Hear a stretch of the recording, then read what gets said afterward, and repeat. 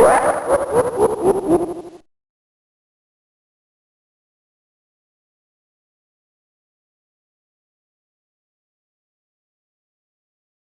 everyone, this is Draginhikari, and I welcome you to this special Halloween stream. We're going to do something a little bit different today than I normally do. Instead of playing a game or covering game-related topics here, I'm going to instead cover something else I find interesting during the season of Halloween. I've discussed this with other people before, but I'll go ahead and bring it up here. When it comes to the horror genre in general, I'm very selective of what I'm willing to play or what I'm willing to watch a lot of the time. I don't handle a lot of very explicit horror and stuff very well.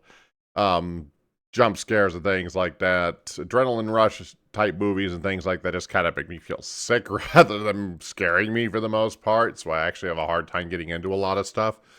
And even in horror games, the line between disgust and fear is kind of a thin line for me, so it's actually kind of hard for me a lot of time to get into a lot of horror-related content. But I do enjoy a good mesh of psychological stuff or stuff that's more implicit than explicit, I guess is the best way to put it. And as such, I've grown a bit of an attachment to a genre on social media, YouTube, etc., known as analog horror. For those unfamiliar with this genre, it's kind of a extension of the found footage genre of horror movies. I'm not thinking things like the Blair Witch Project, Paranormal. I don't watch a lot of horror movies, so I'm trying to find the best thing I can to compare it to.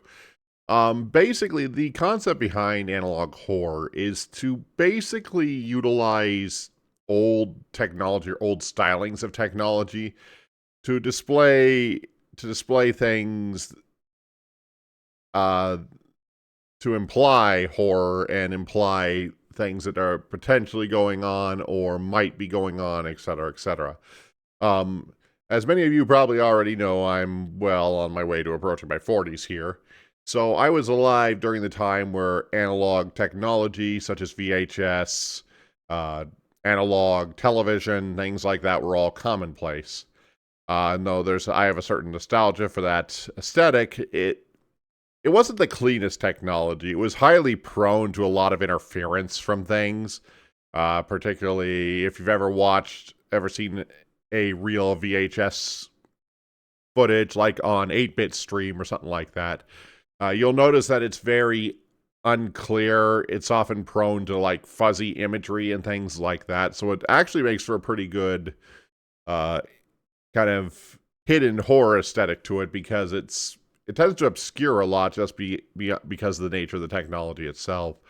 And analog horror is seeing use to the point where a lot of people will say it's oversaturated. I kind of agree on that to a certain percentage.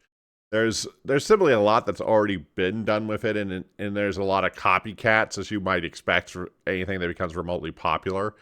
But the genre still continues to see evolution even now. More a newer version of analog horror, referred to as digital horror, is also starting to become a commonplace on YouTube as well, where instead of the analog horror, the analog technology of the 80s and 90s, it focuses more on the early internet technology, such as Flash, and other types of early internet technology, which also kind of works in its own unique way, but we aren't going to be covering any of that today. Instead, we're going to be covering this series called Gemini Home Entertainment. Gemini Home Entertainment kind of popped up in the initial boom that series such as Local 58 brought the genre into the forefront. And though many of the earlier analog horror works were heavily based on Local 58 at the time, this is a kind of a different take on that idea. Which the Local 58, just to kind of give you a quick understanding of it, is basically based on a local TV station. So it uses a lot of signal interruptions and things like that for the purpose of its media. Gemini Home Entertainment instead uses the initial aesthetic of Now, this may be aging me a lot, but if you've been, in school in probably the last 20 years, you might remember those like kind of cheesy edutainment stuff teachers would put on when they didn't have anything else better to do that particular day. Um, these are the kind of videos that this is kind of intended to. They're kind of presented as like they're like entertainment media you would find at like a local library or something like that. And it kind of tells its story through that format. And initially, the videos kind of come across as all kind of disconnected in a way, but there's an underlying story and theme kind of connecting the entire thing. I will preface it before I go into this here, that I have supported this this project before, mostly in the terms of I purchased merchandise from them, specifically their recent plush of one of their monsters, this guy here. Anyway, so here's what we're going to do in regards to this here. I'm going to go ahead and we're going to do the format like this. We're going to play each of the videos one at a time. We'll watch it in full without a lot of commentary or stopping, and then I will go back and give kind of an extra overview and some additional information as we kind of go through this. Now, there are 18 videos in this series. None of them are... The longest one is actually the first one at 8 minutes. Everything else is less than 8 minutes. But there are 18 videos in this series right now, so it'll probably take a little bit of time to get through a good chunk of them. So this will probably be a two-parter, and we'll probably have to finish this up on Friday. But I figure let's go ahead and see how long it takes us to get through the first set of it here.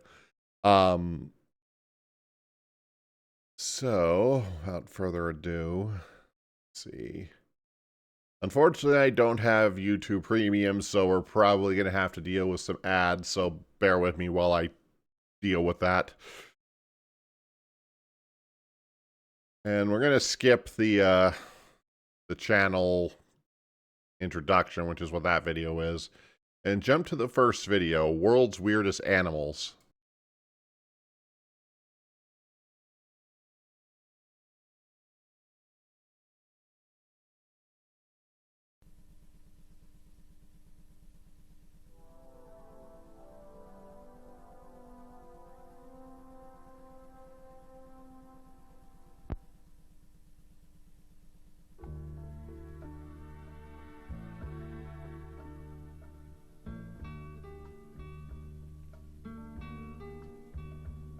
Rural Minnesota.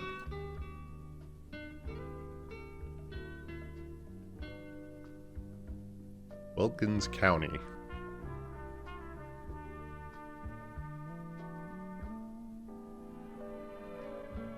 Animal 1.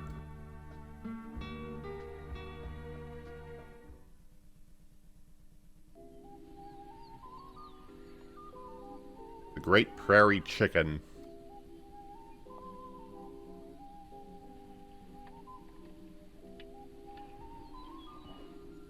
Native to central North America, the Great Prairie Chickens are well known for their prominent air sacs and protruding ear-like feathers.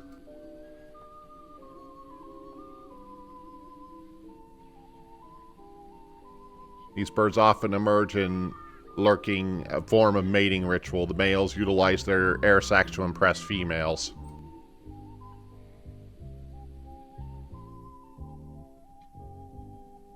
During the winter, great prairie chickens have been observed diving into the snow to stay warm. How weird.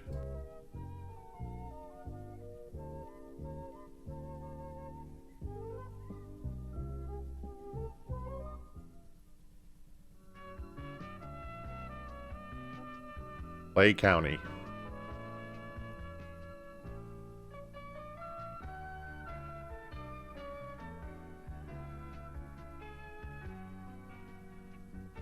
Animal 2.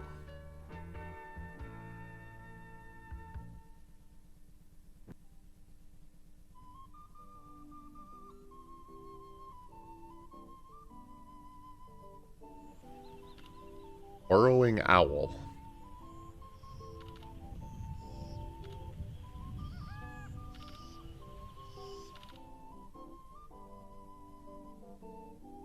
Once found all over the Americas, this small critter is now far more elusive.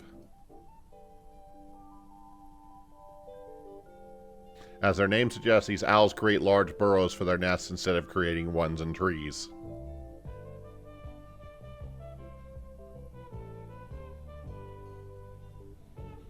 Burrowing owls like to live in prairies and open fields, where they can use old squirrel or badger holes for their nests.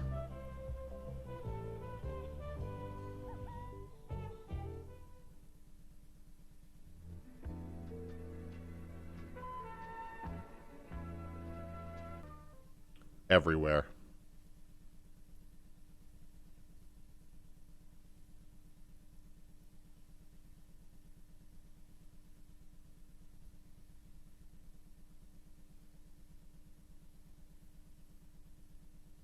Animal 3.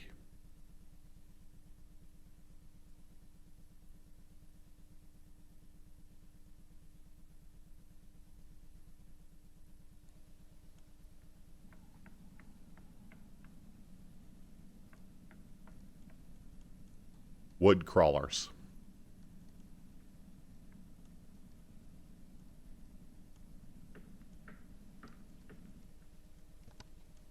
Found all over North America, these animals are excellent hunters, being able to tread most terrain without making a sound.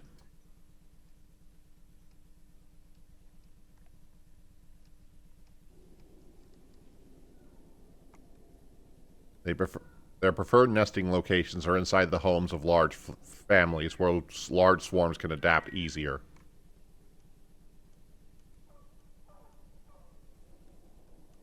You will hear screaming.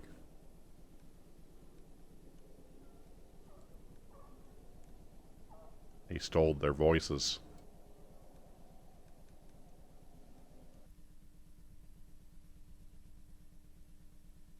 Burn the bodies, lest they stand up again.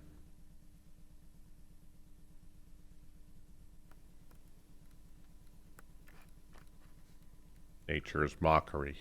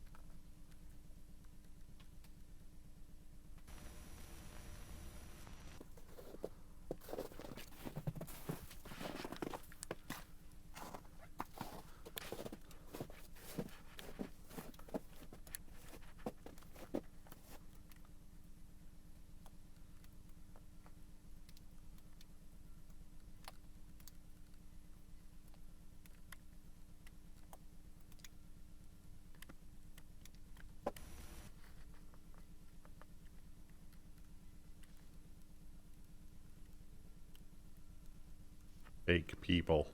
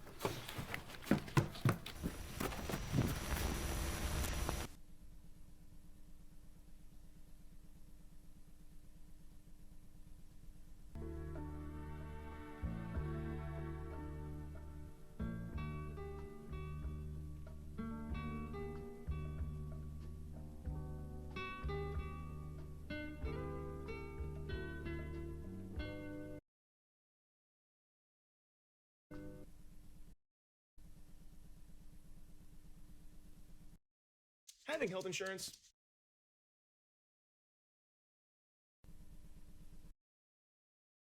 Okay. That was quite a start, so let's go over this one real quick here. The first episode is a little bit more straightforward than the rest of the series will be, as it's not hard to really tell what is going on immediately. This starts off as a standard nature documentary and covers a couple of animals, the great prairie chicken, as well as the burrowing owl. Two animals that burrow underground, which may be important to keep in mind. Before going on to discuss a creature that's apparently everywhere, according to this, referred to as a wood crawler. And right off the bat, we're given some weird statements about them making homes in the nests of large families, where large swarms can adapt easier. Suggesting that they, in particular, prefer to go after humans. And we're told to burn the bodies lest they stand up again, suggesting that these things are either can't be killed or are extremely difficult to kill for whatever reason. And in our first introduction here, it was called Nature's Mockery, but that's a point that will come up later. And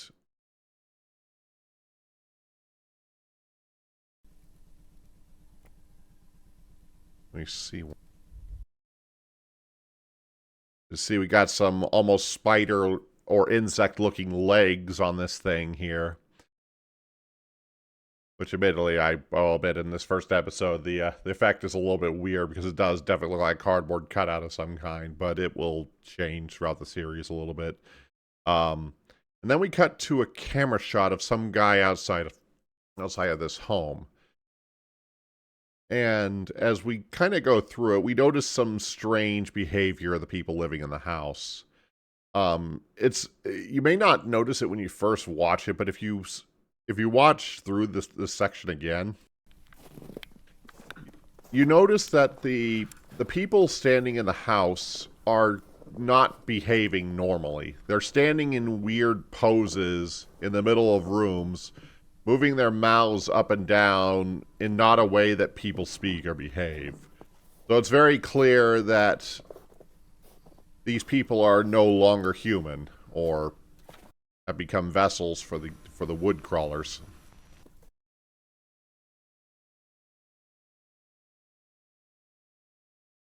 And at the end of the video, the cameraman gets spotted and gets charged at. However,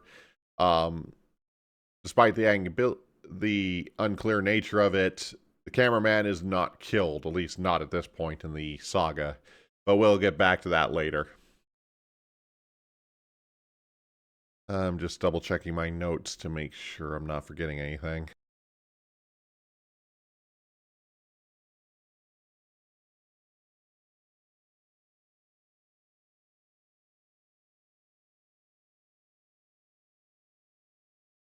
Okay, nope, that's it for the first video, so let's go ahead and move on to the second one, which is called Storm Safety Tips.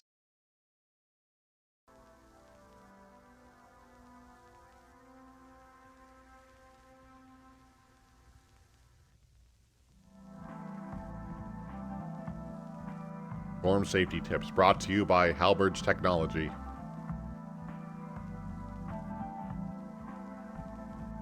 Storms can be violent and dangerous. In this cassette, you will learn how to protect you and your family when a severe storm hits your home.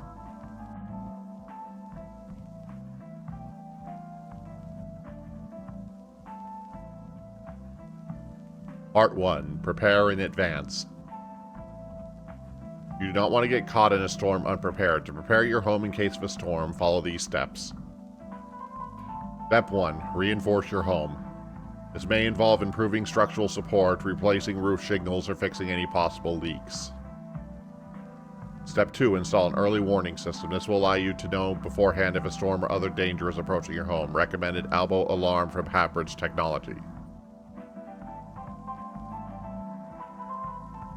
3. Create a storm bunker. Make sure that the bunker matches the following measurements. 10 by 18. Create a concrete foundation at least 8 inches thick. In the center of your bunker, install a large aluminum hemisphere, 4 to 5 feet. Place a shortwave radio next to the hemisphere. Recommended Timbers radios from Halberg Technologies. Within 4 to 5 feet of the radio. In the dome. Turn on the radio. Only turn on the radio in the event of an emergency.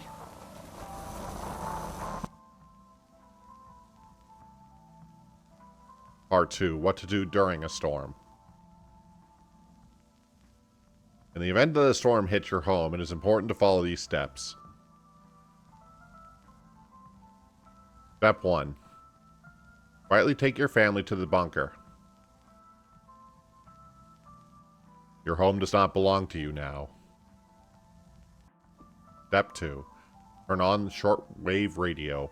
Ignore all sounds produced by the radio. These are auditory hallucinations. Step 3. Remain calm. Your tears are filled with salt.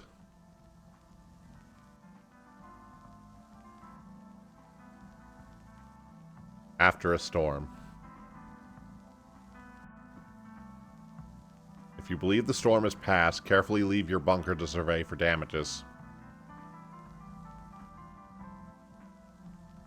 If your house has been severely damaged, check for movement inside.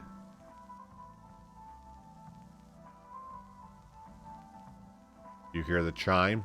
You are safe. The storm has passed over. Look to the field. Do you see the lights? Return to your bunker.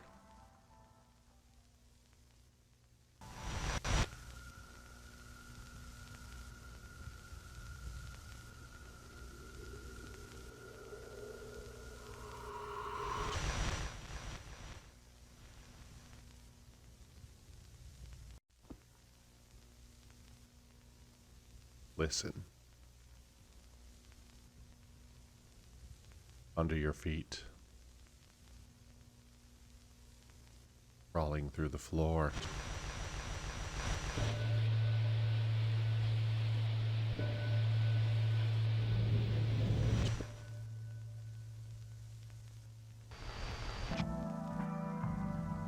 Congratulations, you are now well equipped to defend you and your family against storms.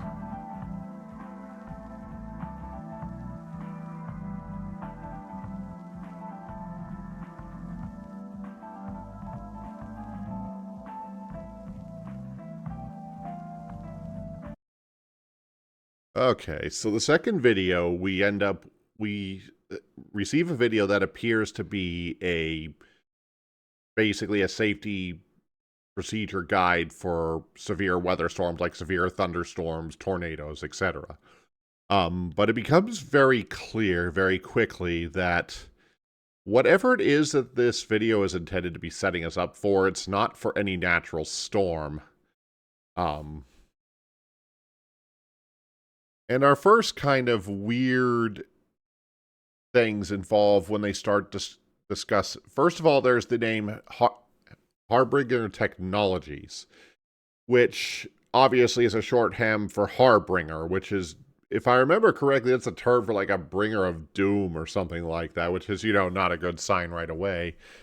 But then they start telling you to do weird things that have almost nothing to do with building a storm bunker. First of all, this concrete foundation they're talking about, I don't believe 8 inches is thick enough to withstand most major storms.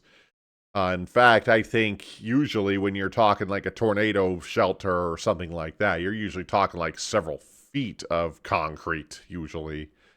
I don't know, several, that might be a little too much. I'm not a construction worker or anything like that, so don't take that with a grain of salt. But that doesn't seem very thick for anything. So it doesn't sound like it's intended to actually protect from actual severe storms, but rather something else. And then there's this comment about building an aluminum hemisphere inside of the bunker. Now, I can't think of any reason why you would need an aluminum hemisphere in the middle of the bunker unless there's something I don't know about shortwave radios, but I would think an aluminum bunker would actually interfere with your radio signals more than it would help anything. But then it kind of starts scaling up a little bit. First of all, they have you put the radio extremely close to this aluminum hemisphere for reasons that don't really make a lot of sense. Instead, usually metal objects like this hemisphere would interfere with radio signals more than it would help you get radio signals, at least as far as I understand.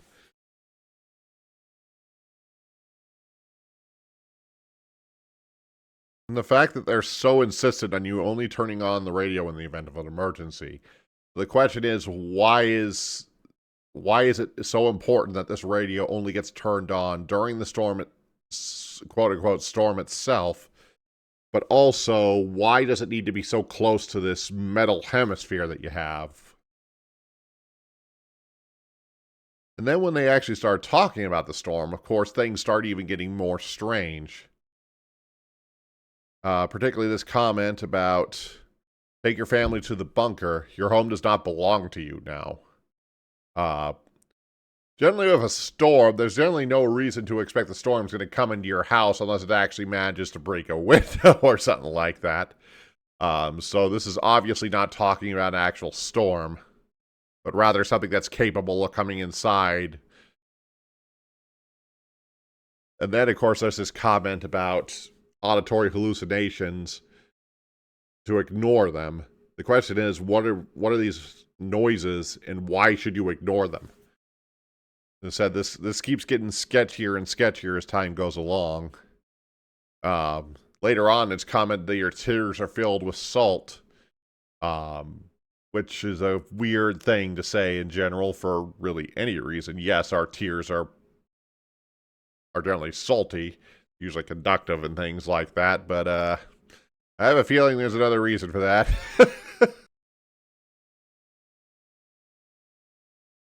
And then, of course, we get the final comment that mentions, you see the field, you see the lights. Now,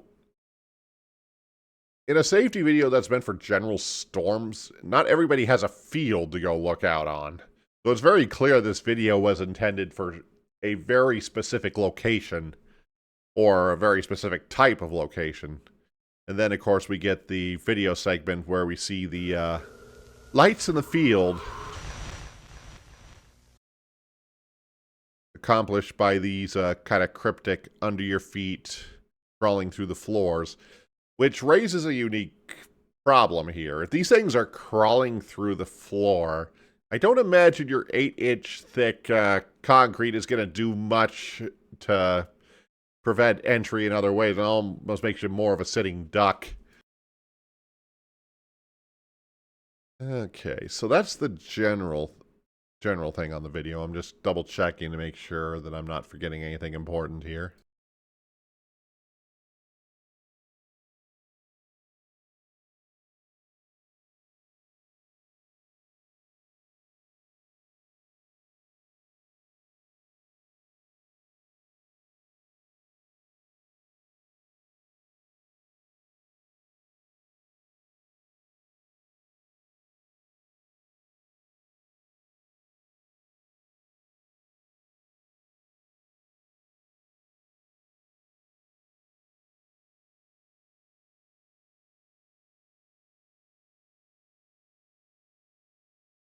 So, with the comments of his tears, it suggested that the wood crawlers are possibly attracted to salt for some reason. And also that the aluminum spear may be for the purpose of preventing whatever these monsters are from entering your shelter. The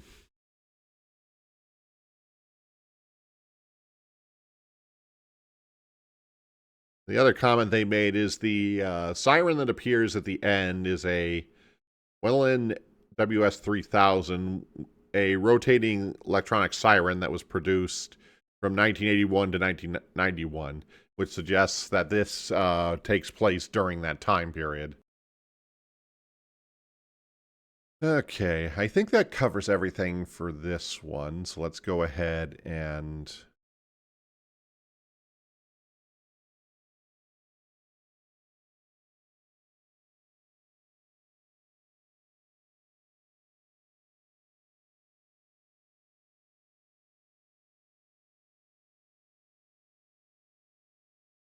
Okay, there used to be a third episode called The Deep Blue, but since it's no longer considered part of the story canon, we're going to go ahead and skip it and move on to the next one.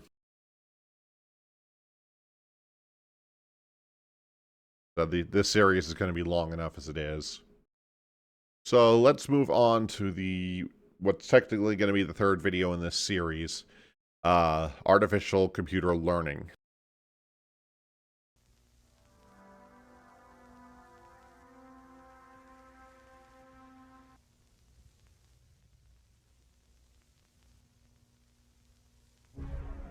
Ragnad computing. Artificial computer learning, a demonstration of artificial thought and computer intelligence.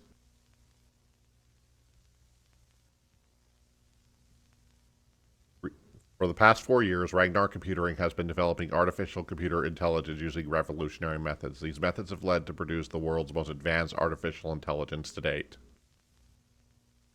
As a test of its intelligence ability, we gave it a task of creating an original, intelligible story in the form of a children's storybook.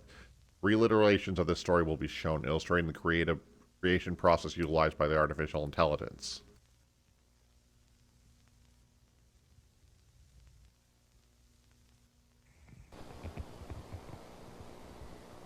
Iteration 1.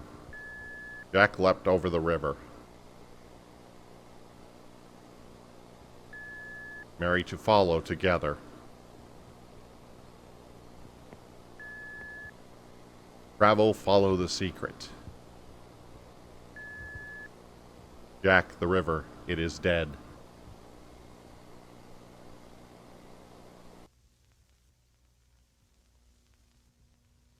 First iteration tests heed sufficient results. Through pattern and story consistency are clearly visible amid unrefined. Illiterate 2. Jack leapt over the river.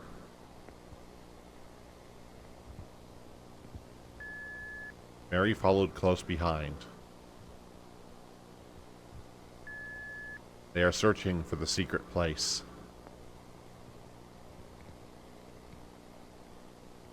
I hear you.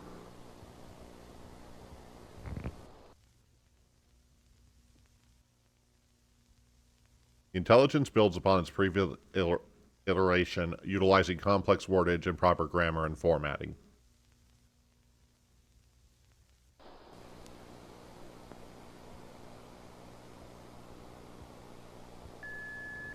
Jack leapt over the river. There goes Mary down the stream. The secret place will keep us safe.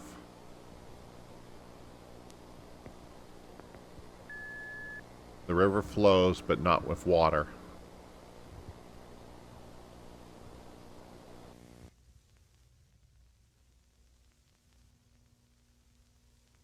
The intelligence seems to diverge from its original path and begins a more complex branch of sentences.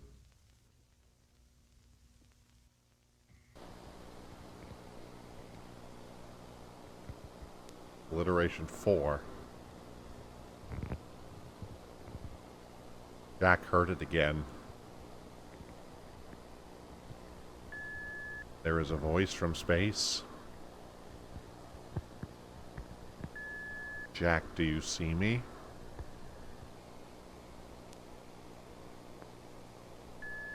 I have become something else.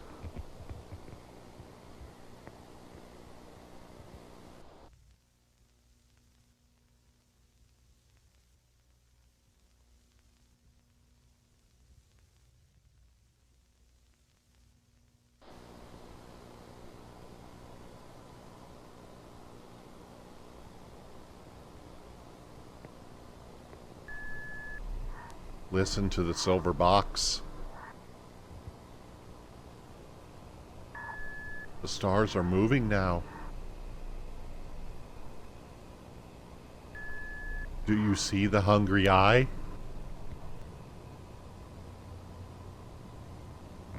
Here I am.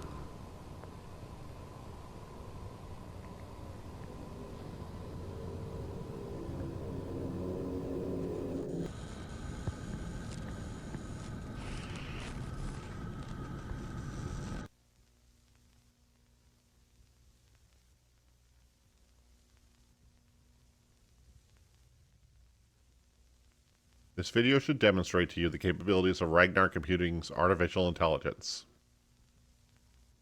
We hope to have this technology available for commercial and personal use within the year.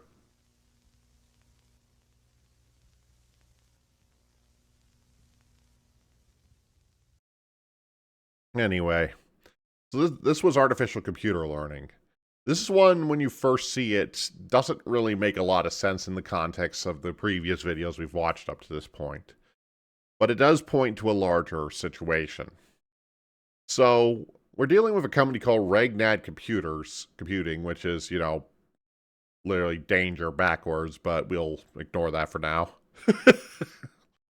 And they're demonstrating an artificial intelligence engine that they are working on.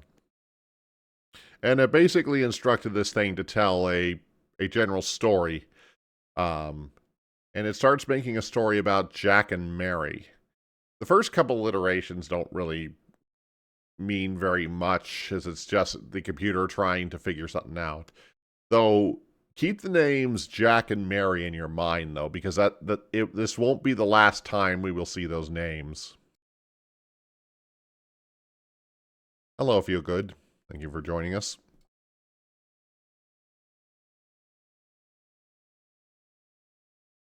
Though the second iteration starts talking about they are searching for the secret place.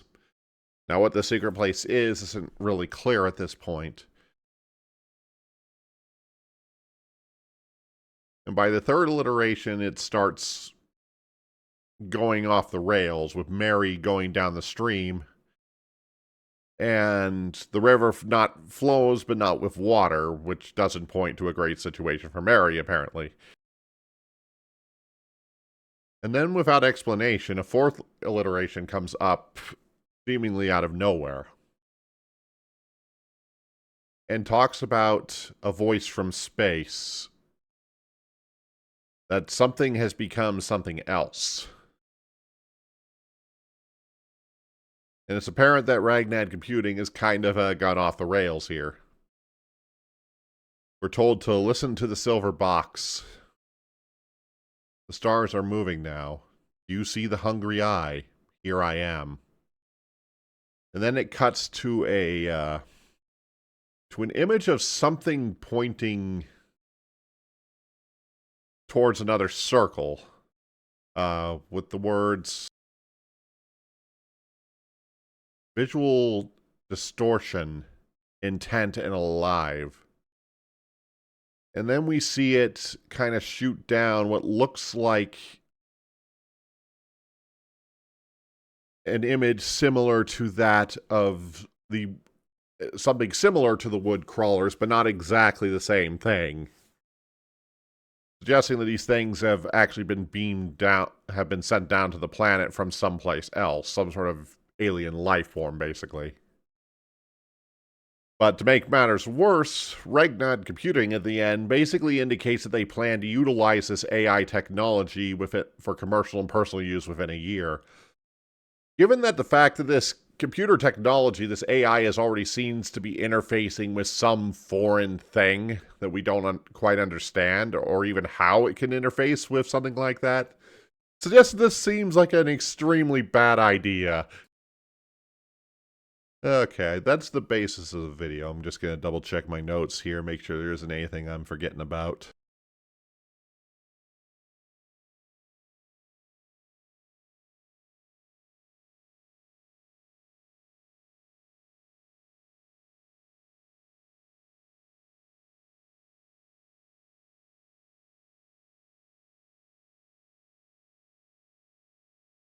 Okay, so the secret place sounds like it's a reference to the bunker from the storm safety tips video we just watched.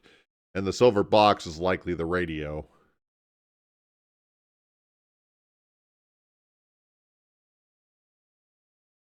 Okay, that's the gist of that one.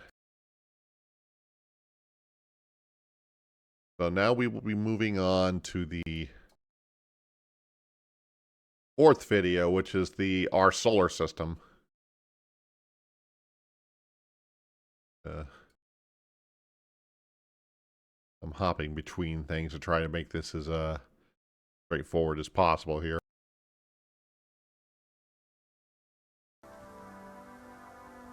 Okay, no ad this time.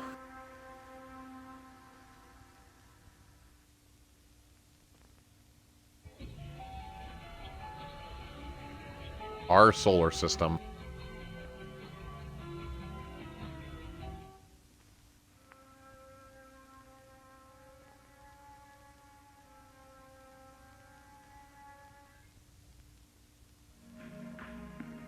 The sun. Situated 149 million miles away, the sun provides light for our entire solar system. Without it, Earth would be a barren, frozen rock.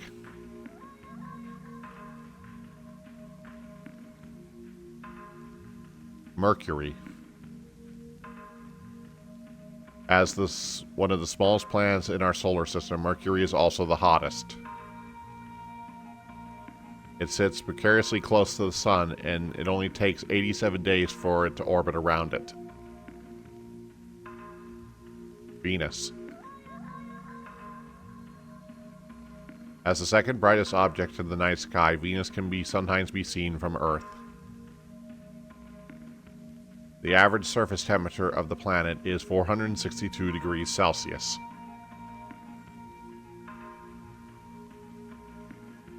Earth. Earth is one of the only planets in our solar system capable of supporting life. With 71% of the planet covered with water, it is a miracle we can all fit. Mars. Often called the Red Planet, Mars is a mostly barren desert world. Pieces of Mars have fallen to the Earth in the form of meteorites.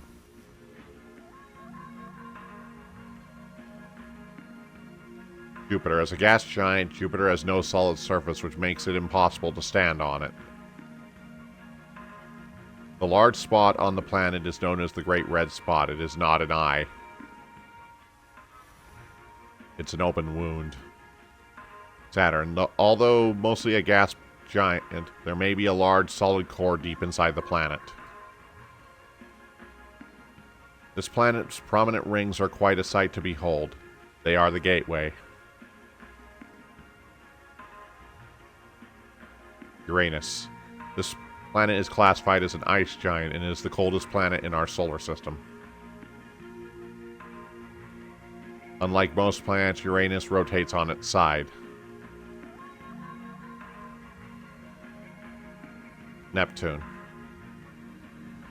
A large storm rages in the planet called the Great Dark Spot. It is the lens. Neptune has been mutated.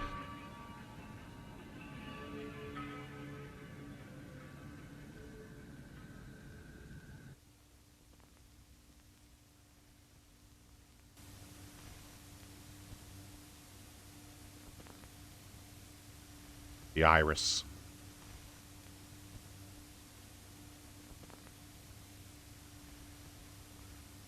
It is with us now.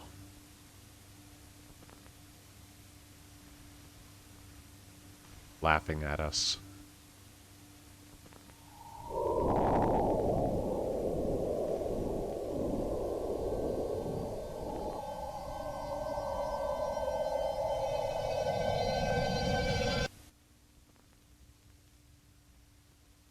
Behold.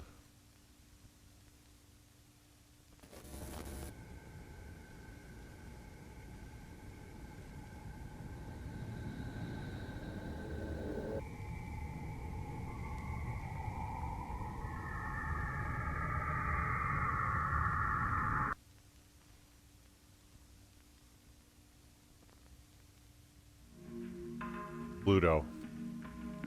As the smallest planet in our solar system, Pluto is only 1,188.3 kilometers in radius. Although it hangs on the edge of our solar system, this planet isn't going anywhere.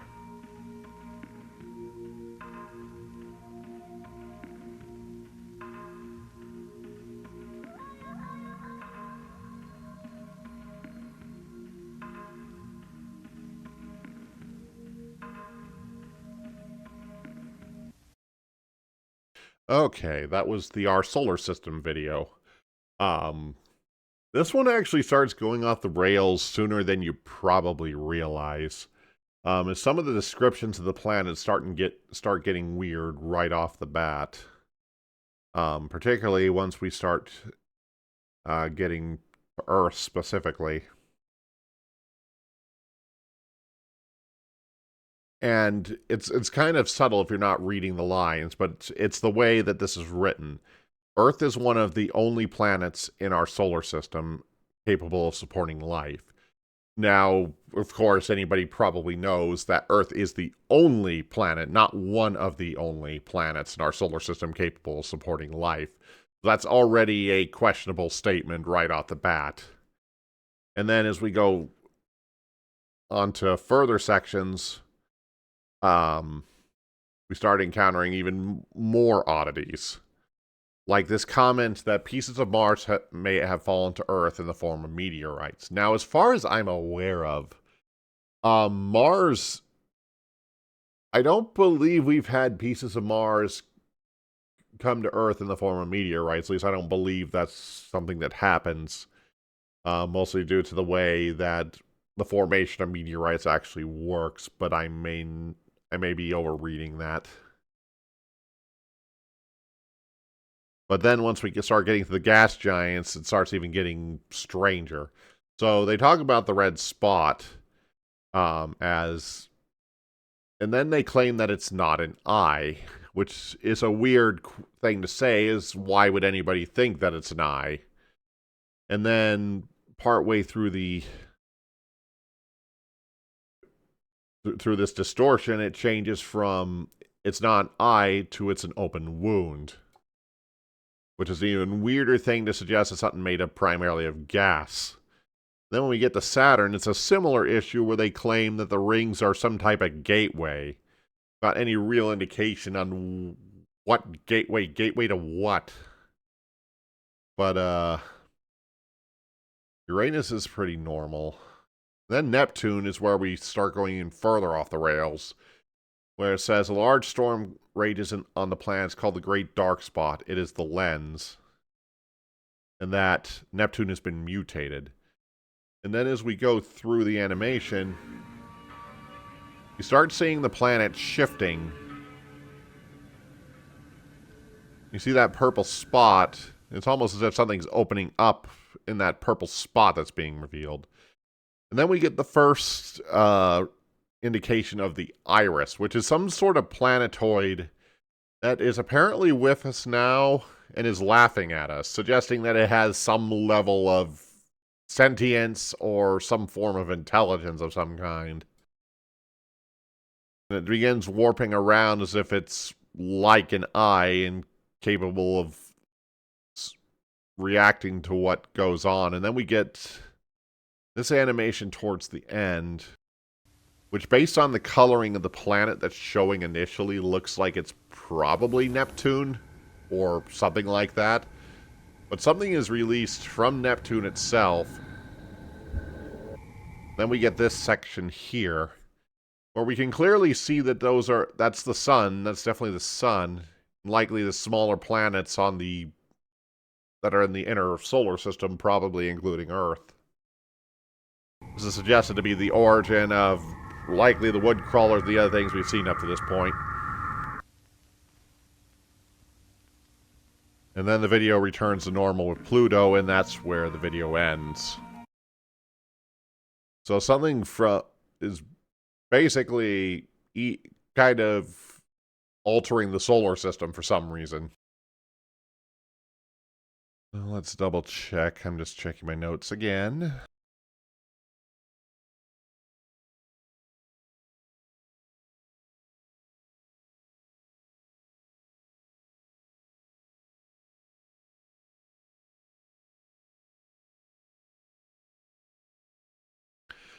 Though Pluto does reveal that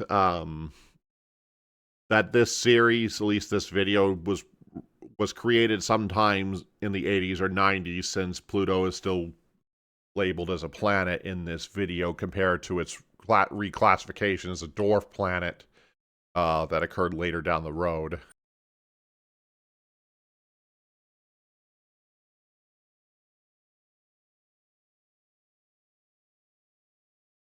Okay, I think that covers that section.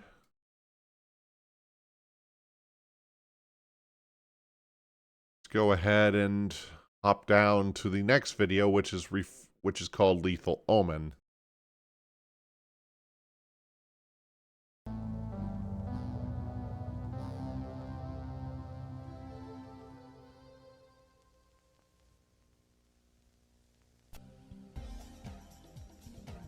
Lethal Omen. Intense action. Challenging puzzles.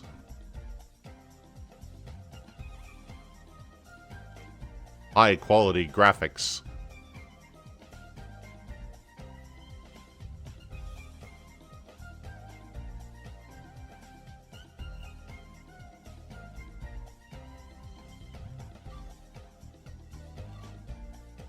Lethal Omen, $29.99 plus tax, available for Ragnar Computing brand personal computers.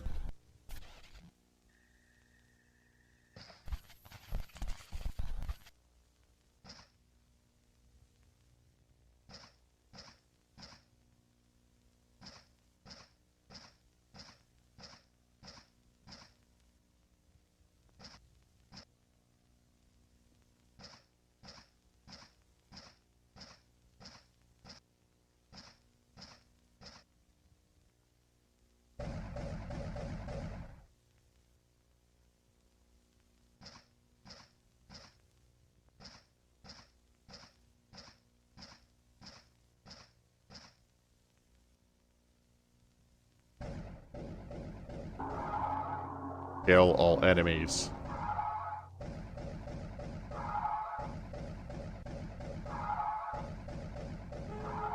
All enemies dead.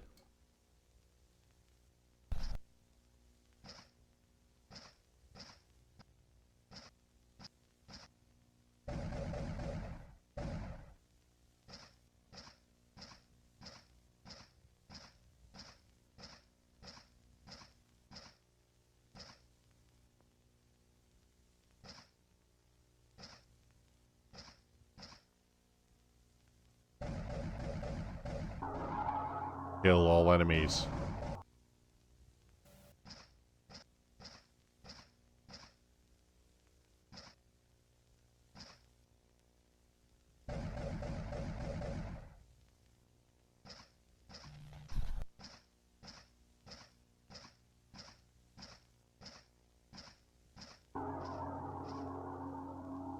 Kill all enemies.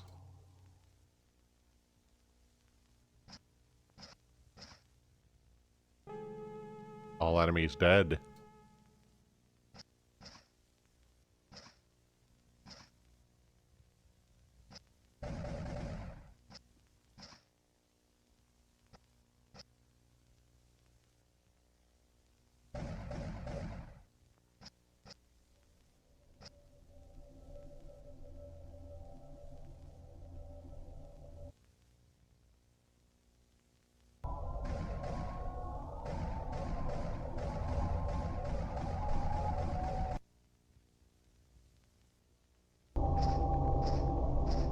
Run.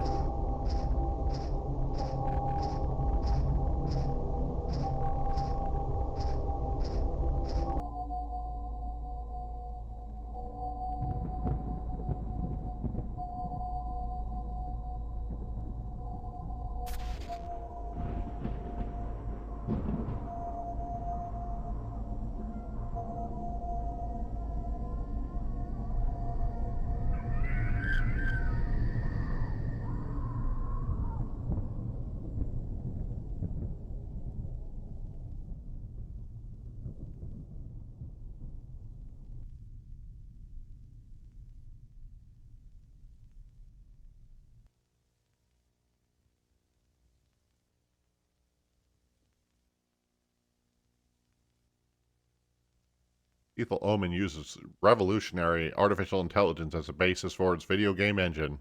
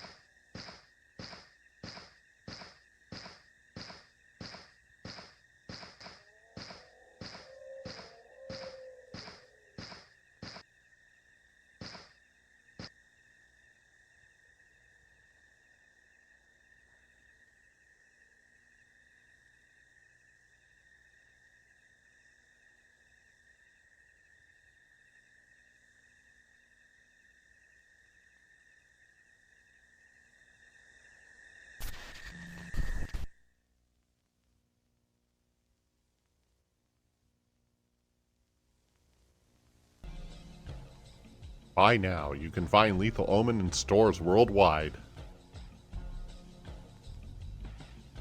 Lethal Omen.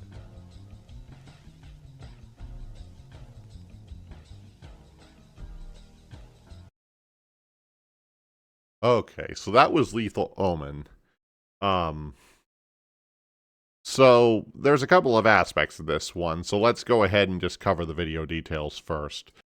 So this is revealed to be some type of shooter game being made utilizing the Ragnar artificial intelligence that we originally learned about in the previous computer one. Which seems like a bad idea to let an AI build technology, and 5 years ago that would have been absurd, but now I'm not so sure. Anyway, so graphics wise, it kind of is in the realm of kind of older PC, early PS1 style 3D shooters, that era of gaming. Initially, we don't see very much. It just seems to be like a very general commercial. But then it swaps over to a video of somebody actually playing the game, and that's where things start going off the rails again. Now, as we're going through this section, there's something weird about this section. Particularly as we approach this sign, we see family camps and archery. So this is not a scene from a shooter game. This is like some type of campground or something like that, which will be important in upcoming videos here.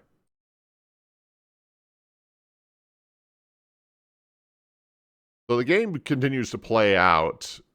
Initially, the enemies seem like they kind of spawn at random, like a random encounter in an old RPG.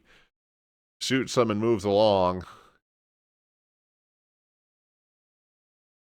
Then we start seeing them approaching some weird documents here. And it's hard to make out because it's extremely pixelated. But it talks about a campground getting shut down due to strange disappearances and things of that nature. And the second one to the right there, I can't make out anything of what it says on that one, so I may have to refer to my reference material to get. Starts approaching a cabin with the siren from the Storm Tips video. Gets attacked again. He's approaching the storm bunker. Keeps going towards it. Gets the message once again that to kill all enemies. Nothing ever shows up, and then they get the message that the enemies are dead already. And then he approaches this thing. And as we look at it, we realize that there are parts of the enemy model sticking out of it, including the arms, and there's the face there, suggesting that whatever this thing is was created from one of those people. And we see this enemy kind of moving weirdly and moving towards that it can't be killed either.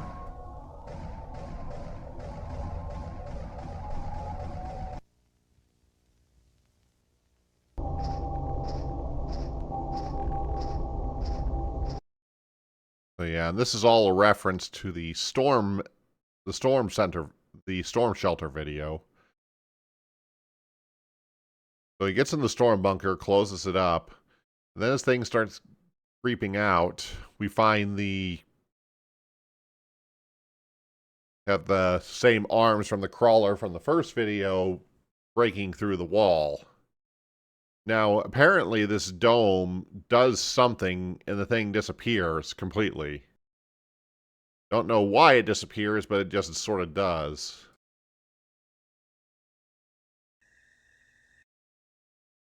And then, of course, at the end of the video, we once again get sight of the iris, which appeared in the previous video, showing that it is somehow responsible for this situation with the AI.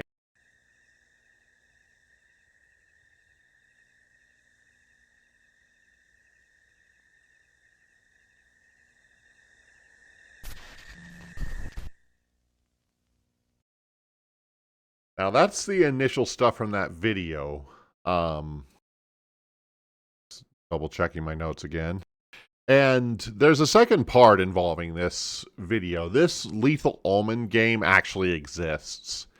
The creator of the series created a PC version of this game, which includes some additional details and information. I debated whether or not to actually play the thing on stream, but I kind of thought as long as this was going to be, it would just be easier to cover basically the additional information that comes from the game version, and maybe I'll pull it up and try it sometime at a different point. But so there's a few different endings. The one we saw in the video was basically the normal ending for the game.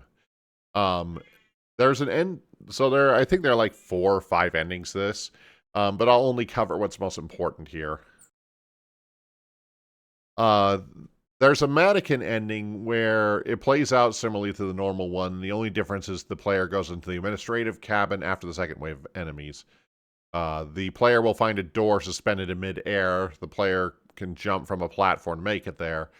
And when they do so, they find a room of messy and scattered items, such as a television and a hand of notes. These televisions are seen to be playing stuff from the actual series up to this point, even stuff that's going to be coming up later. And there are 3 notes that they find on the ground. And the notes read as follows. It's looking into me. It wants to eat the camp. I fear the men may return. My face is going away. I hear voices. The spot on my neck has grown. There's a bonfire tonight. I will stay in my bedroom.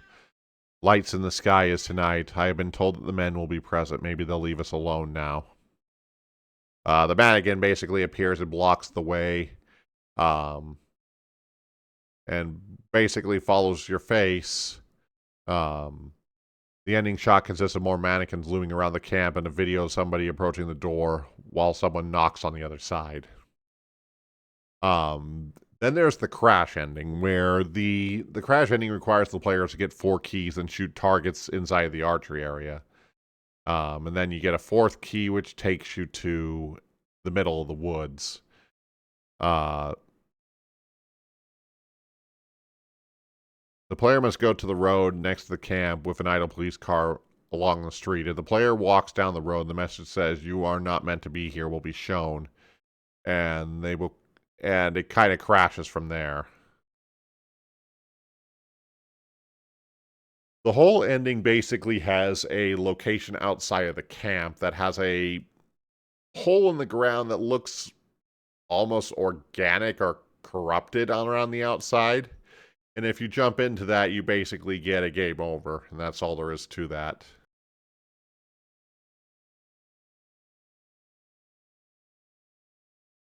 But instead, the last ending is called the scenic ending, which is similar, except you basically follow out into the woods and find a structure covered in spikes. The area is surrounded by enemies, and you walk into the center of the structure, where the game over screen will occur, and then the scene will change back to the nighttime. The player will walk through the forest with some warnings written on the signs. on some signs that says, "The floorboards creak while I sleep. Growing cracks leak with red." The player enters the room with a television. Enemies block the exit. The television displays a few images. The iris lingering behind the earth. The second, a close-up of the earth itself. And the final one appears right behind the protagonist, a wood crawler looming behind them, cloaked in shadows waiting to strike. When the player turns around, it disappears with the exit and the enemies vanish along with it. Reappear sitting behind the protagonist in between the sofa before the sounds of faint screams echo through the room. Woodcrawler kills the protagonist. So that's basically the short version of the endings, pointing that whatever this camp is, it's somehow involved with all of this stuff that's going on, because it appears these wood crawlers, or whatever they are, have somehow emerged near the camp. But we will learn more about that in the next section. But before we do, I'm going to go ahead and take a short break here before we continue on to video number 7. So we'll be right back. All right. Good now, so let's go ahead and continue on to video 7.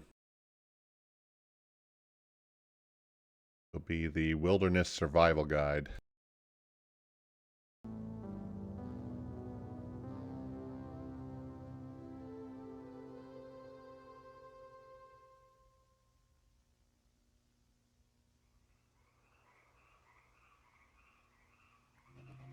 Jack Wilder's Wilderness Survival Guide.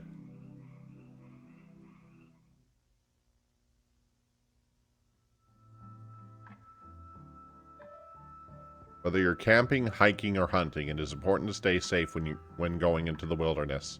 This cassette will teach you many survival tips that might just save your life.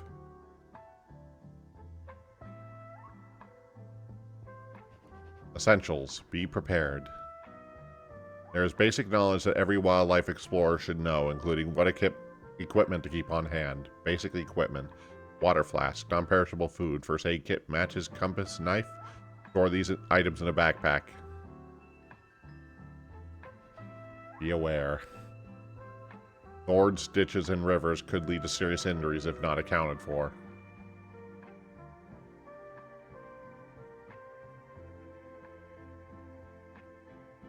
Essentials. Take care. Camping or hiking in private property or hunting grounds could lead to serious fines or worse. Always make sure you have the proper permit before entering an area. Things to avoid. Wildlife. Bears. Cougars. Moose. If you come face to face with any of these animals, stay calm. Do not run. Slowly back away, keeping your eyes on the animal.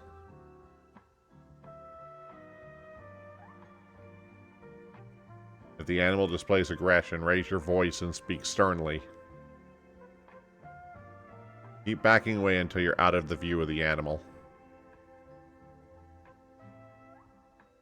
Once out of...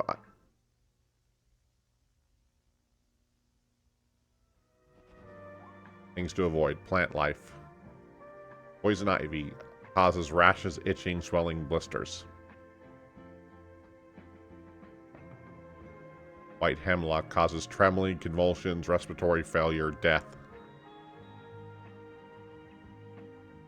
Nature's mockery causes hallucinations, sudden muscle paralysis, body disfigurement, flesh decay. If you make any physical contact with any of these plants, seek medical assistance. Always keep a first aid kit on hand. Things to avoid. Sounds.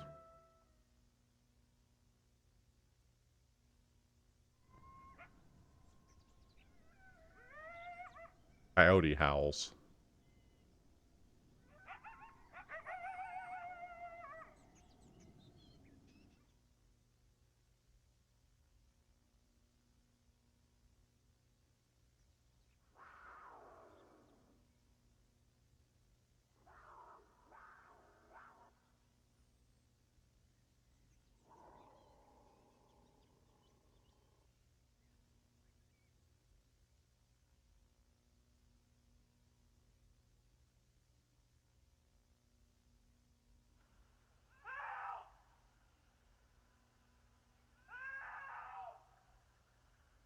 Auditory hallucinations.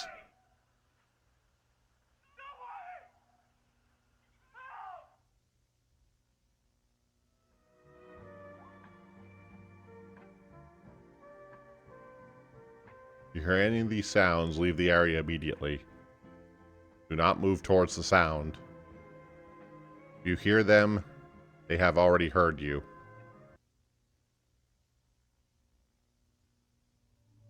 Building a campfire.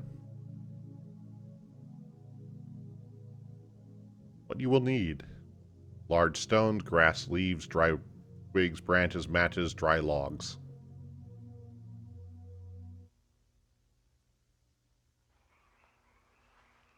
Create a circle of stones in the desired location. Place tinder inside of stone ring.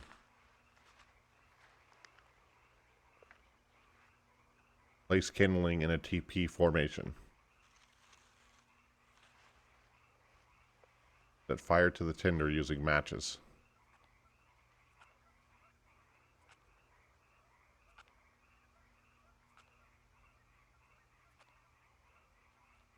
What to do if your fire fails to start? Follow the lights.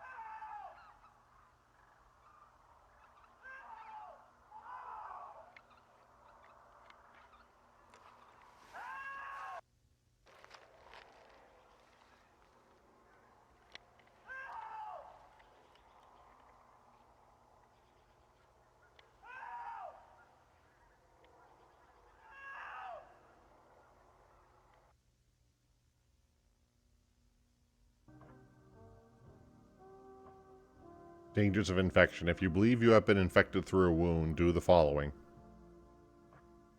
Wash the wound with soap and water. Use antibiotics ointments on the injury.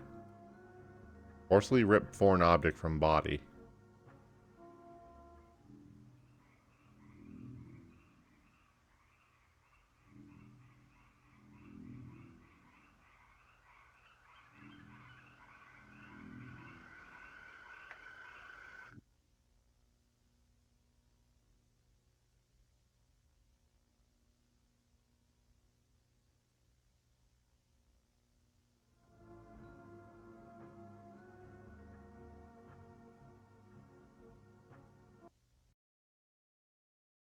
I told you we'd be hearing the name Jack again.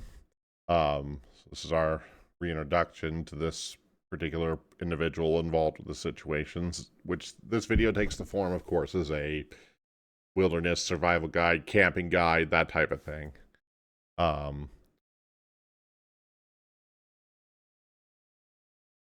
And sprinkled throughout, we get, you know, the pretty standard stuff.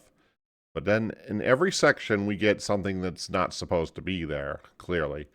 The first major thing we run into, of course, is when discussing the wildlife, the bear suddenly mutates on screen here. Given the shape of the tendrils coming out of the bear, this is more than likely a wood crawler of some kind, which suggests that the wood crawlers just aren't capable of just possessing humans, but literally basically anything organic would be my guess. And then with the plant life, we're once again introduced to nature's mockery that has been brought up both in the video for Lethal Omen, and it was also brought up in the very first video, the Weirdest Animals video. However, this seems to be something kind of different from what we saw in both of those things, especially since it indicates that it causes muscle paralysis, body disfigurement, and flesh decay, which is not a normal behavior of most plants. So this is definitely something related to, but the question is how the wood crawlers, nature's mockery, and all this stuff is connected together, basically.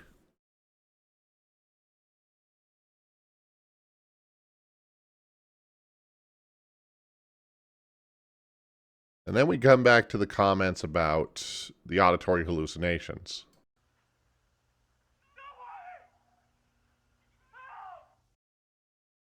Which is just basically a human crying for help, and we're told that if we hear any of those sounds that we need to leave immediately. That we can hear them, they've already heard you, basically. So this is likely more of those fake people from the first video, or basically people being controlled by wood crawlers to try to lure more people into the situation. Now, despite all these instructions, when we get to the campfire section, we're assuming that Jack Wilder is the one that's doing the video here. After he fails to light the thing, he starts hearing the quote-unquote auditory hallucinations. And we're once again introduced to the same people we saw in the first video. And you kind of have to watch the body language through this as he's shouting here.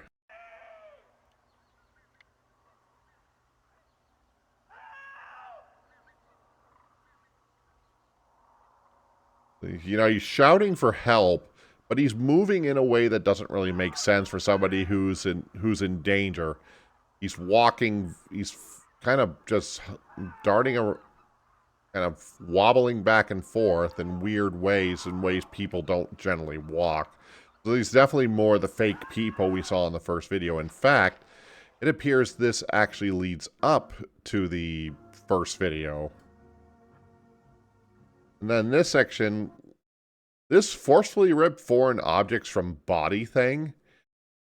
Now, I'm not a first aid expert or anything like that, but I'm pretty sure the common thing is if you get impaled by an object, like if you stab your hand with a knife and it gets stuck or something, you're not supposed to remove it.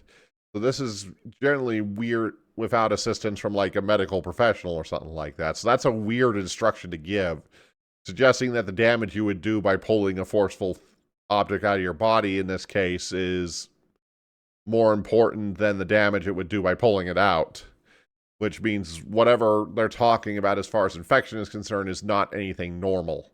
There's something else going on there. And then we finally cut to this section, which looks like the house from the first video, which makes me believe this basically led up to the footage we saw in the first video.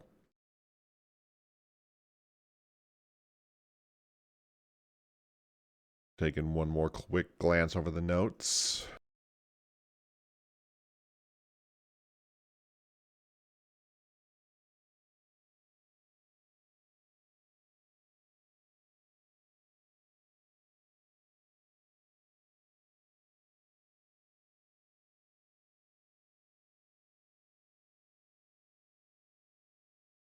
The only thing to note is that Jack Wilder is a stage name of the person in the video. His real name is Jack Dean, which will become more important later. But just something to bring up there. So I think that's it for that one.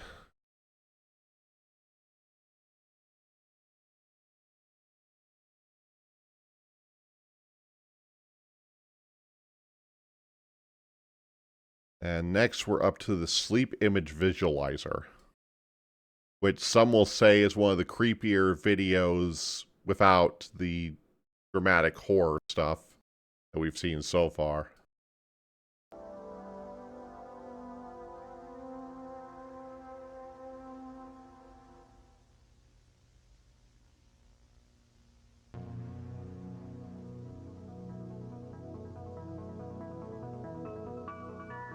Harbinger's Technologies.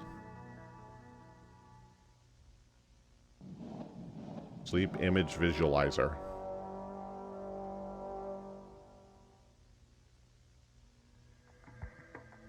Introduction to the Sleep Image Visualizer.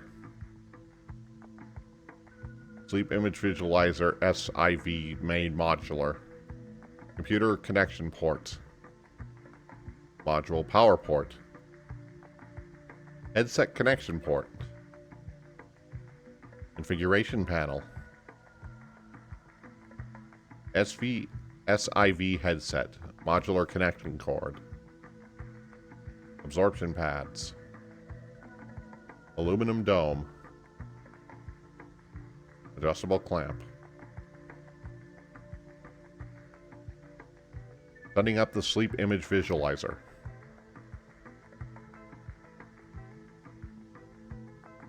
Connect the Sleep Image Visualizer to your computer using the cord provided.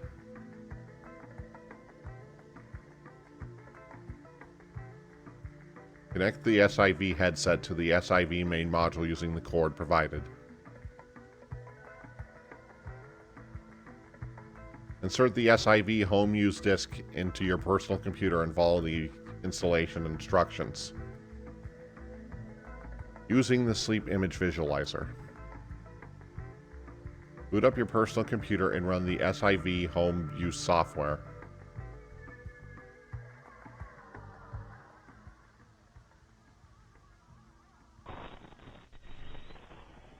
Sleep Image Visualizer, Levi Jacobs, begins 5:24 a.m. to 5:30 a.m., December 12th.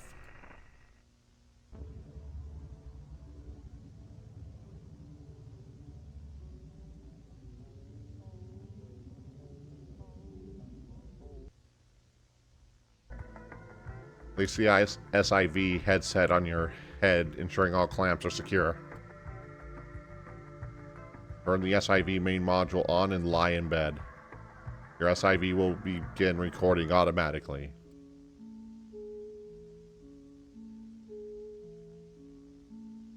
Good night.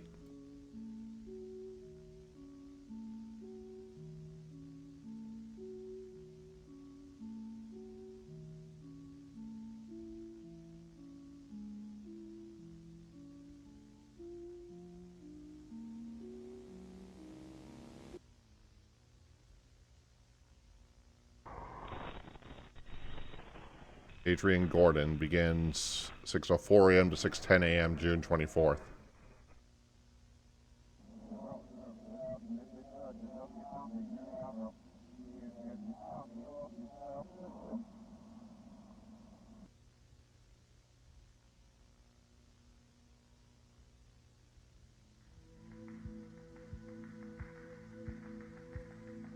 On waking up, check your computer for your fully rendered sleep image visualizer.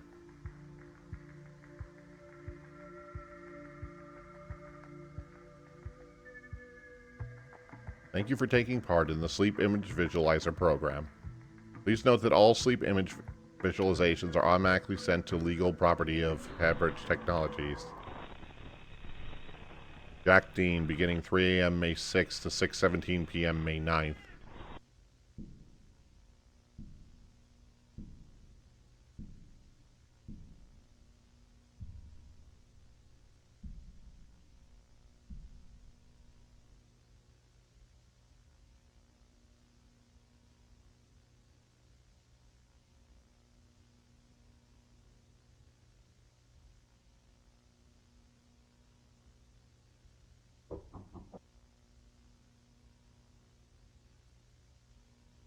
Reminder.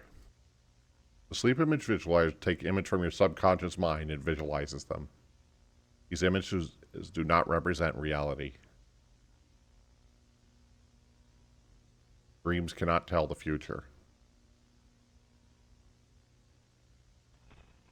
Sleep image visualizer, Joseph Allen, 4:06 a.m., June 24th, ended.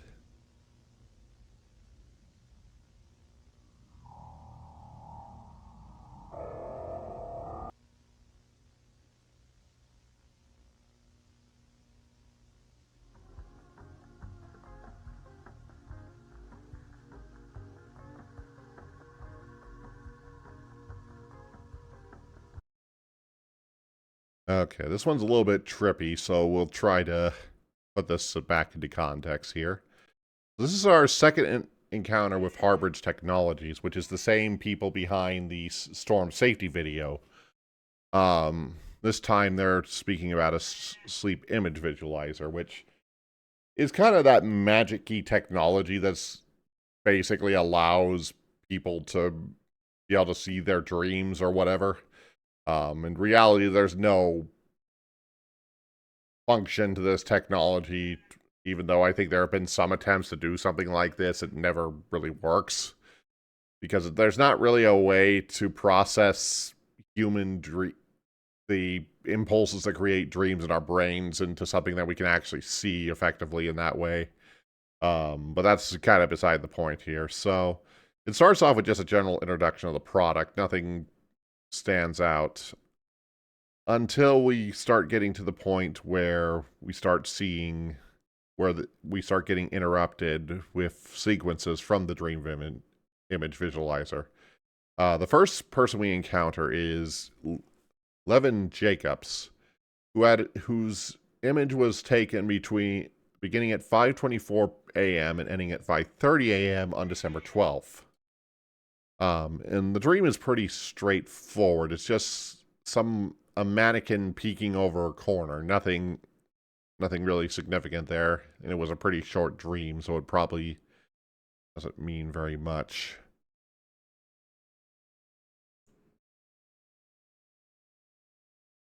And then the second one we encounter is Adrian Gordon,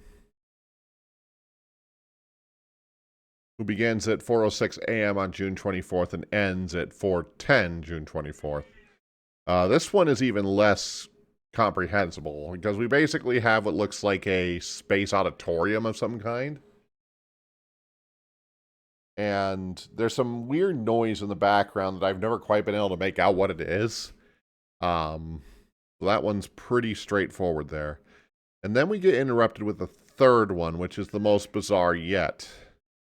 And that's for Jack Dean, or as we knew him from the previous video, as Jack Wilder.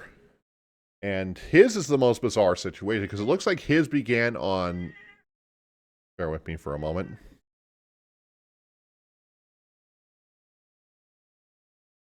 Sorry, Kat's going through some stuff right now, so she's a little whinier than usual.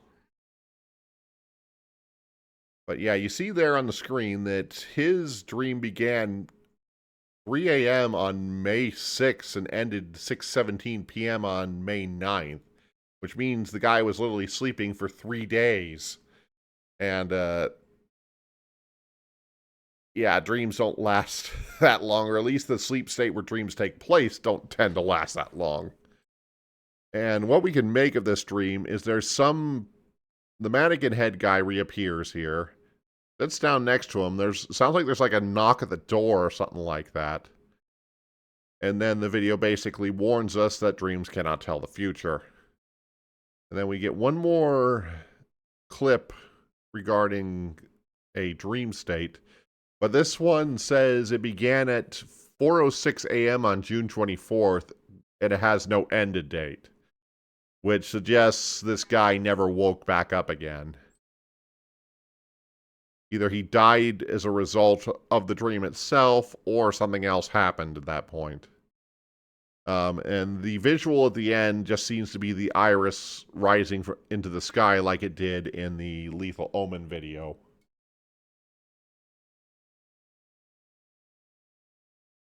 Looking at the previous one here.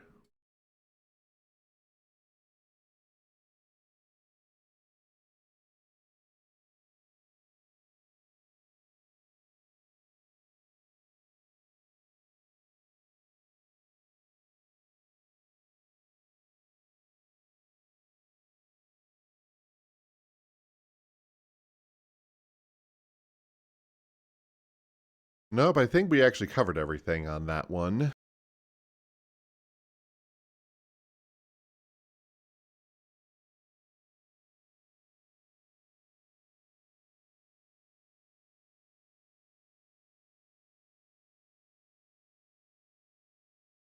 And I actually just realized we actually skipped skipped a video here. I went out of order. So we need to go back because I'm like, we should have gotten some more references to this stuff, but it's like, oh, it's because I missed an entire video. Okay. This one actually takes place between the solar system video and the Lethal Omen video, so let's go ahead and go back to that one now.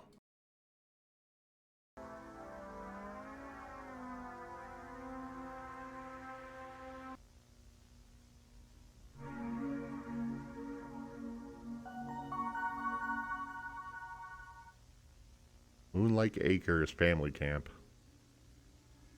Come visit Moonlight Acres Family Camp. Since our founding, Moonlight Acres has been devoted to family and creating memories. Our campgrounds is as pristine and as beautiful as ever, a relic from the past. Many of the original camp's buildings remain untouched since its initial closure.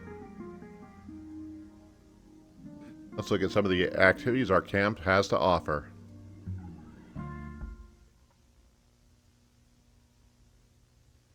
Activities.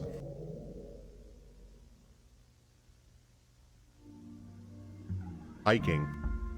With so many expansive trails, hiking is a regular occurrence at our camp.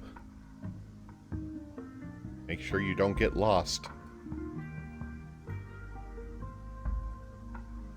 Archery has been a tradition throughout our camp's lifetime, with the targets getting more extravagant every year.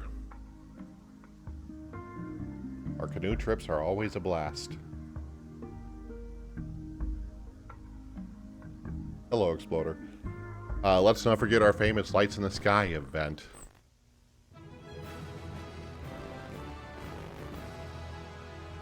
Thank you for the bits, Exploder. Accommodations. No need to pitch a tent. Moonlight Acres has tons of places to lay your head. Sleep in a luxurious at one of our family cabins, completely burrow-free. For kids, we have separate boys and girls cabins, each with fun activities all year round. Feeling rustic, stay one of the camp's original cabins, which are frequently cleaned and always cozy. Each and every camp at Moonlight Acres is beautifully decorated. With the most up-to-date safety technology, you can rest assured your security is in our hands.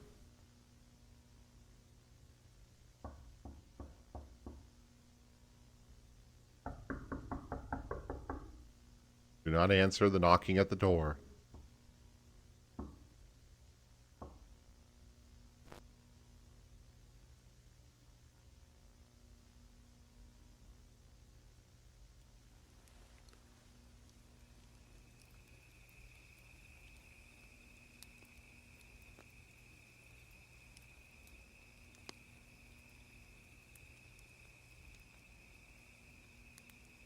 Mythos.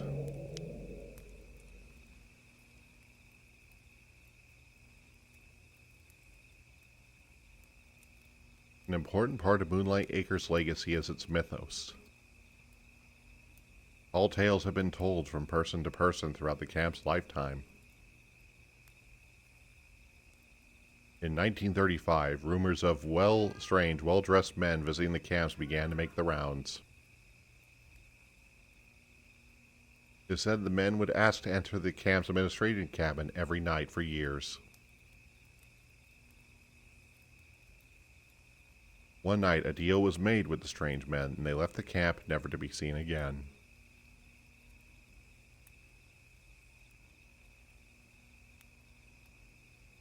Another popular myth rose in the 30s when campgoers began to have sightings of skinwalkers.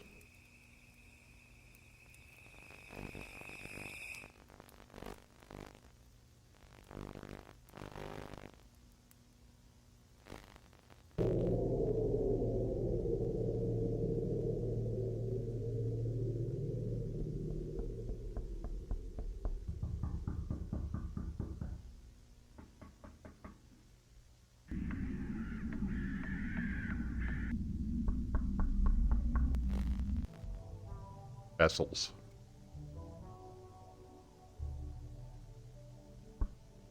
Answered door.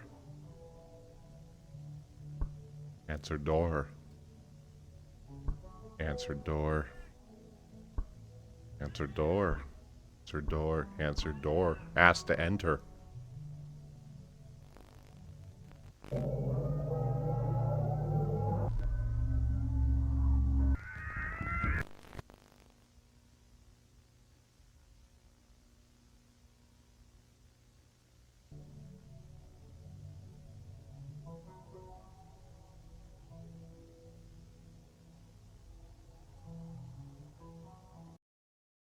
Okay, so that was Camp Information video, which is apparently an advertisement for a place called Moonlight Acres Camp. Sorry, just a second.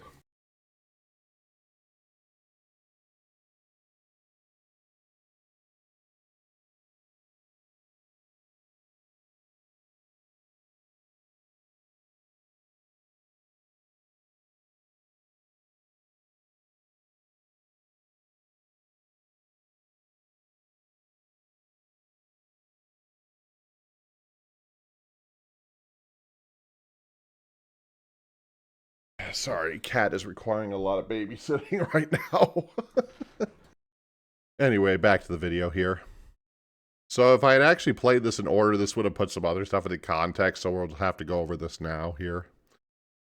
So Moonlight Acres is basically the camp that was mentioned in the Lethal Omen video, regarding what was in that video. So at first it starts off fairly mundane, though pretty early in we already start seeing weird things being said by the video.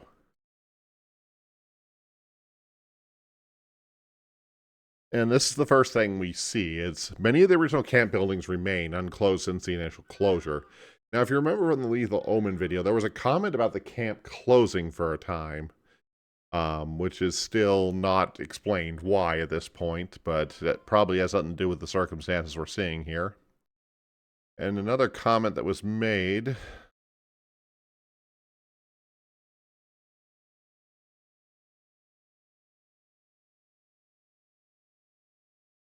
Trying to find it now.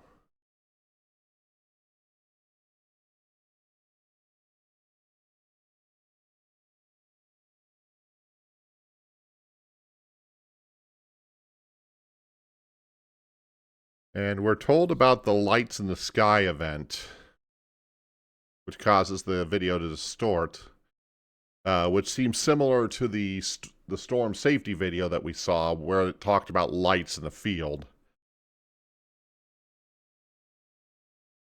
Then when we get to the accommodations, it talks about sleeping in luxury, one of our famous family cabins, completely burrow-free, which is a strange thing to add in that type of situation, except we've already seen that these creatures can burrow underground.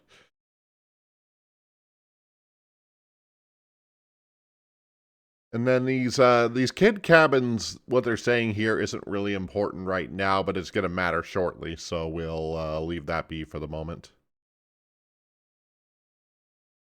Then we get to the accommodation section where we see the same sirens used in both the safety video and the Lethal Omens video, indicating it's all connected somehow. That's when we start getting the messages about do not answer the knocking at the door. And this is expanded on the mythos section where it talks about strange men showing up to the door asking to enter the administrative cabin every night for years. As we kind of remember at this point, the wood crawlers that we've been seeing are capable of possessing people, so it's safe to assume that these men that keep trying to come into the cabins every night are likely wood crawlers seeking more victims. And then one night a deal was made with the men and they left, never to be seen again. The question is, of course, at this point, what deal did they make with these wood crawlers exactly? And bring up signs of skinwalkers. Now, there is something interesting to note here as we bring up these skinwalkers. And it's mostly has to do with the features we see in this video compared to what we saw in some of the earlier videos. If you remember correctly, the wood crawlers have a very almost spider-like appendage to them. Their legs end in points in the same way like an insect or something like that would have. But if we look later in the video, these creatures seem to almost have human-like hands.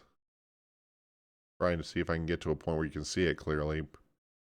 But then we get a list of vessels, basically people that answered the door and probably got chomped up by the wood crawlers. And then we see what looks like a wood crawler with the, as I said, kind of the pointed legs that we've seen in other videos. As you can kind of see here, the hands of these creatures seem to be more animal-like or almost like tree roots more so than the pointed limbs that we saw earlier on. So it's a question of whether these are the same creatures or if this is some variation on them. And the video ends with basically the creatures opening the door and claiming another victim, basically. So I'm just going to pull up my notes here, make sure I'm not forgetting anything important, as always.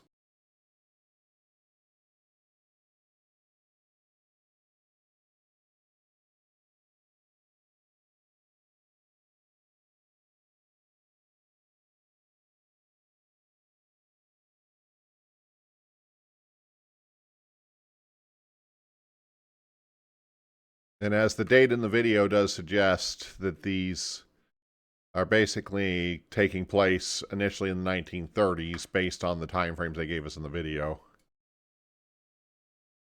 So I think we have time to tackle one more of the videos tonight.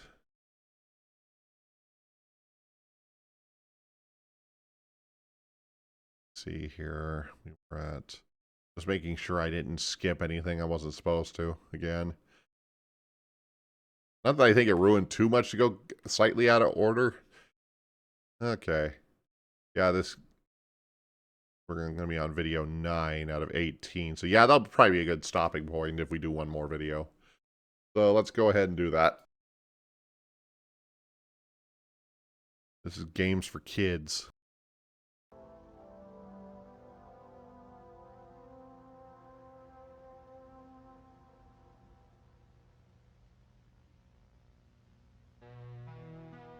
Optical video.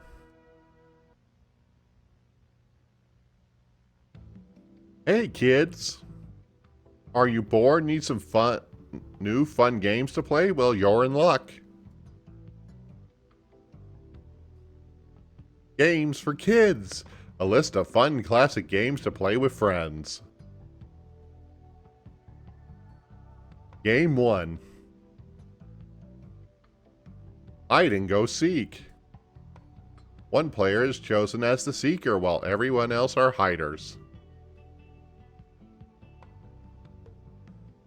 The seeker counts to 20, then they search for the hiders.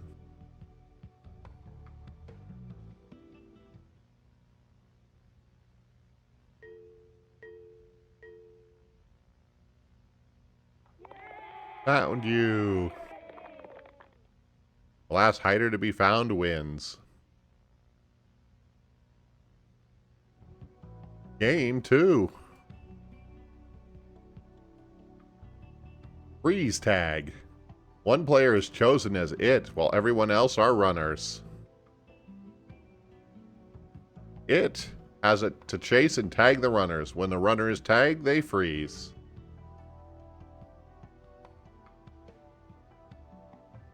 If a frozen runner is tagged by another runner, they get to play again.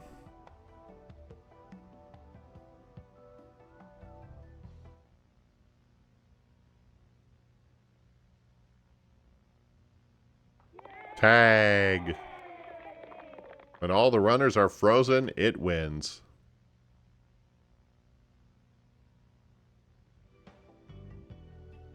Game 3. Sardines. Sardines is similar to hide and go seek, except one player is chosen as the hider and everyone else are seekers. The seeker counts to 20 while the hider hides as fast as they can. When a seeker finds the hider, they try their best to hide with them.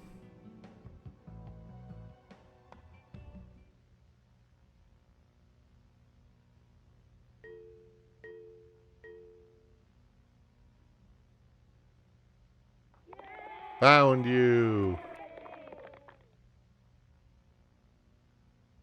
The game ends when everyone is hiding. Game 4. Feed the woods. All players wait until it is very dark and your parents have fallen asleep. Sneak outside very quietly and gather all your friends. Go into the woods. Wait until you cannot see the lights anymore.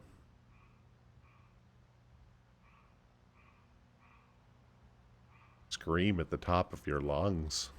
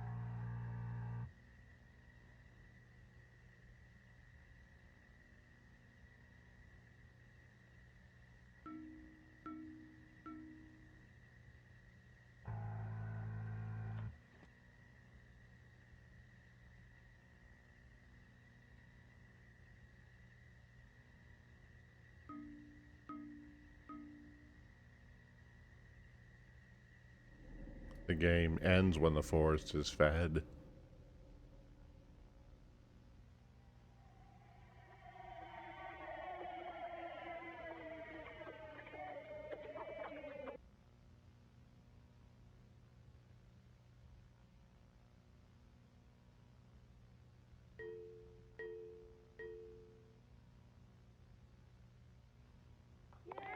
Found you.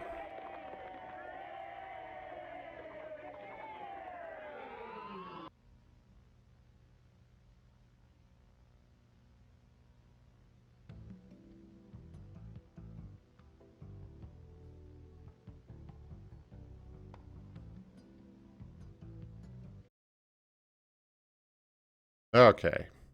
So, this is our first interaction with this Optica video. And this appears to be a pretty standard kids play game cassette that you probably would have saw back during that time, giving just kind of examples of play games. Now, this kind of extends back to the last video where it was talked about the situation at the campsite, specifically the fact that some deal had been made, and more interestingly, the fact that we go back to the kids' cabin, where the kids are separated from their parents while they're at the campsite. What seems to be being indicated here is that basically these videos were created to encourage the kids to leave the cabin in the middle of the night, basically shout at the top of their lungs and become victims of the wood crawlers. We can see in the later shots here where there are apparently things in the background that we can't physically see, but something is definitely there. Then towards the end, we have what looks like a police cruiser telling us the game ends when the forest is fed, only for something to take the police car down along with everything else. And then we get the final shot of the Earth being pointed out to and saying, "Found you," likely from the iris itself, who's continuing to mock us in the process of all this. Again, just doing one more quick check to make sure I'm not forgetting something.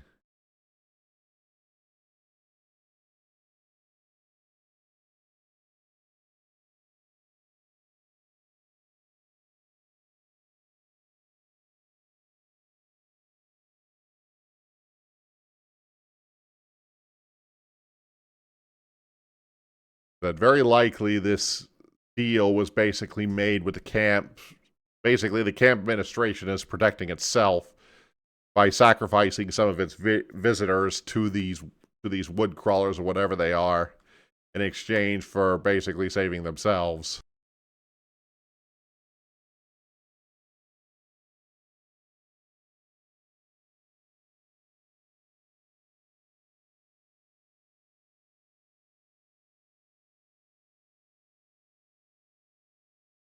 Okay. Yeah, I think that's the main point there. So we're through about half of the video, so I think we've done pretty good today here. So we're going to go ahead and wrap up for today here. I will be back tomorrow with the raid group to continue to start our first session of P12S Prague and Final Fantasy XIV. And then on Friday, we will continue this video series and wrap it up then. I thank you for joining me on this kind of odd video series tonight, and we'll see you next time.